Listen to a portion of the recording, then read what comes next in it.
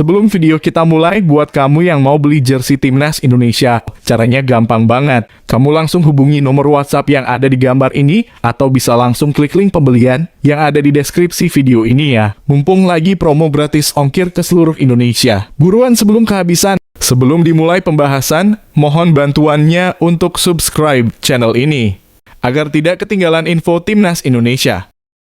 Itu tadi merupakan video pertandingan Timnas Indonesia U20 beberapa waktu lalu. Harapan saya, Timnas Indonesia U20 bisa bermain hebat lagi seperti contoh video ilustrasi tadi ketika nanti menghadapi Timnas Yaman U20 di kualifikasi Piala Asia U20 2025 di Cina. Dan dalam ilustrasi video tadi itu juga, saya prediksikan Timnas Indonesia U20 bisa menang 7-0 atas Yaman U20. Asalkan permainannya konsisten keren seperti video yang saya sajikan di awal tadi ya. Jadi kalian bisa amati video di awal tadi bagaimana Timnas Indonesia U20 bermain bagus dan tidak terburu-buru menyerang, tentu dengan mengandalkan umpan 1-2-3 sentuhan efektif. Dan kadang lakukan umpan crossing efektif. Kemudian di pertandingan ini nanti saya prediksikan Timnas U20 mampu menang sangat telak 5-0 karena Yaman ini tim abal-abal antah berantah. Jens Raven saya prediksi cetak 5 gol Quatrich. Mohon maaf jika nanti video di awal terpaksa saya akan hapus karena berpotensi kena larangan hak cipta. Dan informasi saja, kalian semua hanya bisa menyaksikan laga Timnas Indonesia U20 versus Yaman U20 pada Minggu 29 September 2024 mulai pukul 6:30 malam waktu Indonesia Barat di channel televisi Indosiar atau SCTV. Oh ya, kalian bisa juga live streaming di aplikasi atau website video.com dan pastinya bukan live di channel YouTube ini karena adanya larangan hak cipta. Baik, sekarang bagaimana menurut kalian siapakah yang akan memenangkan pertandingan tersebut? Apakah Timnas Indonesia U20 dapat memenangkan laga tersebut atau tidak? Silakan komentarnya di bawah ini ya. Dan jangan lupa prediksi skornya juga. Terima kasih atas perhatiannya ya guys. Sukses untuk Indra Syafri. Dan jika kalian menonton video ini mulai pukul 6:30 malam ini, itu artinya laga sedang berlangsung. Buruan nyalakan TV kamu di Indosiar atau SCTV sekarang juga.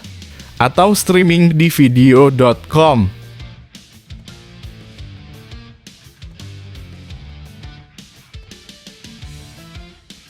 Pelatih Bahrain dibuat bingung sama Timnas Indonesia.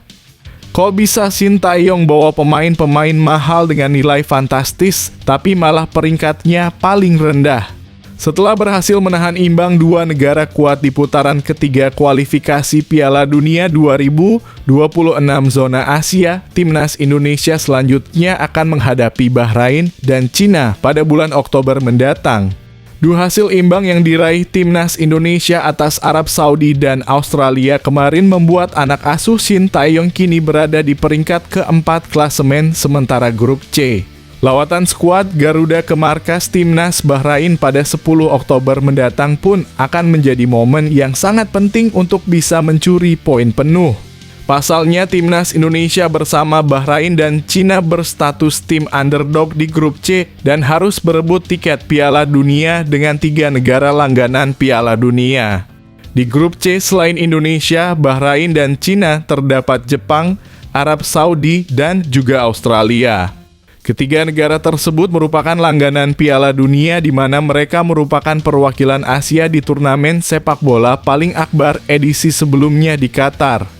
Saat memastikan diri lolos ke putaran ketiga, Timnas Indonesia bertengger di peringkat 134 ranking FIFA. Meski begitu, kondisi dari Timnas Indonesia saat ini justru membuat para pesaingnya di grup C kebingungan. Salah satunya pelatih Timnas Bahrain yang ternyata dibuat heran dengan kondisi Timnas Indonesia sekarang. Hal itu lantaran Timnas Indonesia di bawah arahan pelatih Sintayong dihuni oleh pemain-pemain yang memiliki nilai pasar yang tinggi. Hadirnya pemain-pemain berkelas dengan nilai pasar yang tinggi di skuad timnas Indonesia memang membuat heran para pesaing mereka di grup C kualifikasi Piala Dunia 2026 zona Asia putaran ketiga. Sebut saja Tom Haye yang memiliki nilai pasar di angka Rp52 miliar dan Calvin Verdonk yang bernilai 43 miliar rupiah.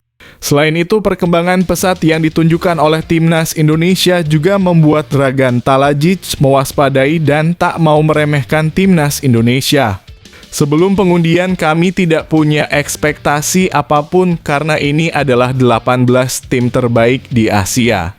Kami berada di grup yang sulit, tapi saya optimis kami akan berjuang untuk setiap poin dengan setiap lawan, kata Dragan Talajic. Meski timnas Indonesia menjadi negara dengan ranking FIFA terendah di grup C, Talajic menilai jika anak asuh Shin Tae-yong tetap menjadi salah satu dari 18 tim terbaik di Asia.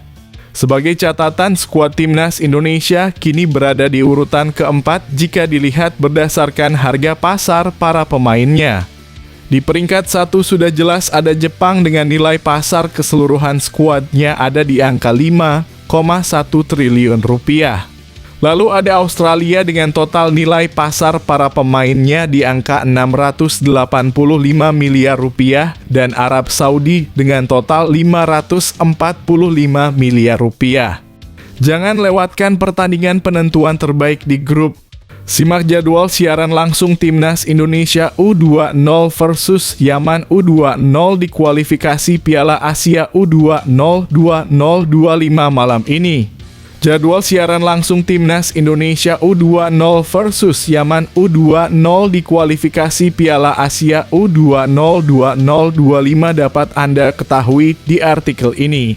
Laga yang dimainkan di Stadion Madia Senayan, Jakarta tersebut akan menjadi penentu lolos tidaknya pasukan Garuda Nusantara ke Piala Asia U20 2025 yang berlangsung di Cina.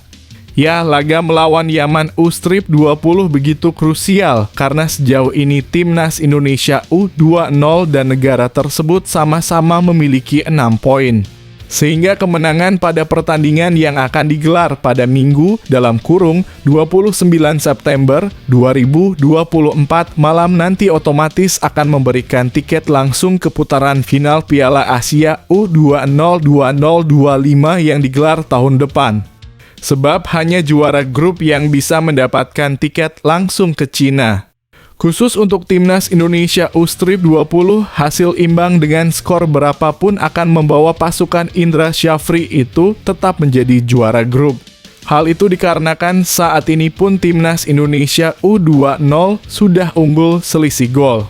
Hal tersebut juga yang membuat sekarang di klasemen Timnas Indonesia U20 berada di puncak, sementara Yaman U20 di posisi kedua. Kendati demikian, kekalahan juga tak membuat segalanya berakhir. Pasalnya Timnas Indonesia U20 bisa memanfaatkan status 5 runner-up terbaik. Salah satunya adalah dengan memberikan para pemain Garuda Nusantara istirahat yang cukup. Sebab jarak antar laga yang sangat mepet membuat stamina para pemain Timnas Indonesia U20 terkuras habis.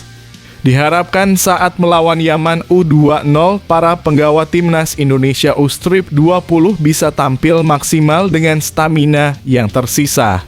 Berikut jadwal siaran langsung Timnas Indonesia U20 versus Yaman U20 di kualifikasi Piala Asia U20 2025 malam ini Minggu 29 September 2024 pukul 19.30 waktu Indonesia Barat dalam kurung Live Indosiar.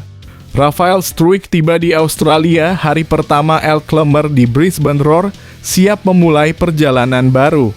Pemain Timnas Indonesia, Rafael Struijk telah tiba di Australia. Elklemmer, sebutan Rafael Struijk, akan memulai perjalanan barunya bersama Brisbane Roar. Rafael Struijk direkrut sister tim Persija Jakarta ini untuk bermain di musim baru A-League. Rafael direkrut dengan status bebas transfer dari klub lamanya ADO Den Haag. Dia pun telah tiba di Brisbane dan diperkenalkan secara resmi oleh klub. Rafael Struijk sudah tiba, selamat datang di Brisbane Roar, tulis Brisbane Roar FC dikutip dari akun Instagram klub Sabtu dalam kurung 28 September 2024. Rafael Struijk diperkenalkan secara resmi pada hari terakhir bursa transfer Liga Australia. Dia pun akan menggunakan nomor punggung 7 bersama Brisbane Roar. Rafael Struijk pun menyambut baik tantangan barunya ini. Brisbane adalah klub besar bermain di kompetisi yang sangat kuat. Saya antusias untuk bermain di A-League, kata Rafa. Rafa mengakui keputusannya ini tentu diambil dengan risiko tinggi karena dia lepas dari zona nyamannya. Kepindahan saya ke belahan dunia lain ini membuat saya keluar dari zona nyamannya, katanya. Rafa pun siap untuk menunjukkan kualitasnya di A-League. Rafa mengakui keputusannya ini tentu diambil dengan risiko tinggi karena dia lepas dari zona nyamannya. Kepindahan saya ke belahan dunia lain ini membuat saya keluar dari zona nyamannya, katanya. Rafa pun siap untuk menunjukkan kualitasnya di A-League.